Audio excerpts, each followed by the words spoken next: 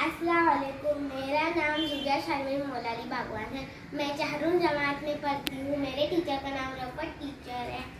मेरे स्कूल का नाम पांगल स्कूल है। मैं आज आपको यौम आज़ादी के बारे में मालूमात दूँगी। गौर से सुनिए। आज यौम आज़ादी है। हम आज़ादी के 74 साल का सफ़र तय कर चुके हैं। हिंदुस्तान की आज़ादी इंतहाई तवील और आज़मा जद्दोजहद के बाद हासिल की गई है और हमारे मुजाहिदीन ने आज़ादी को खुशी और हंसते हंसते मौत को गले लगाकर हमें ये आज़ादी दी है और अंग्रेज़ी साम्राज्य को हिंदुस्तान छोड़ने पर मजबूर कर दिया था।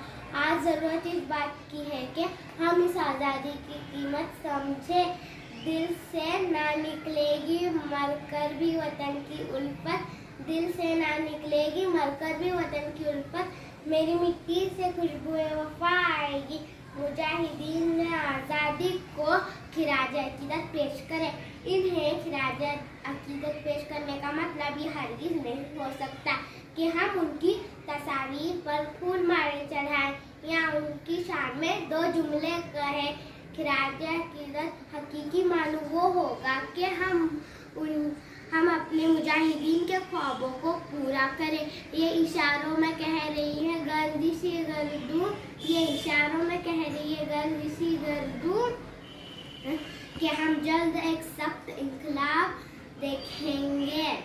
जिस हिंदुस्तान का ख्वाब हमारे मुजाहिदीन ने देखा था उसको पूरा हकीकत का रूप देने में अपनी कोशिश को आगे बढ़ाएं।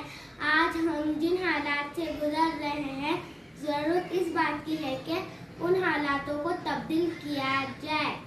हमें अपने आप से यह हद करने की ज़रूरत है कि जिस हिंदुस्तान को हमारे आबा व अजदाद ने अपनी जानों की कुर्बानी देकर पूरा किया आज़ाद किया था उसका हर कीमत पर तहफ़्फ़ुज़ किया जाए।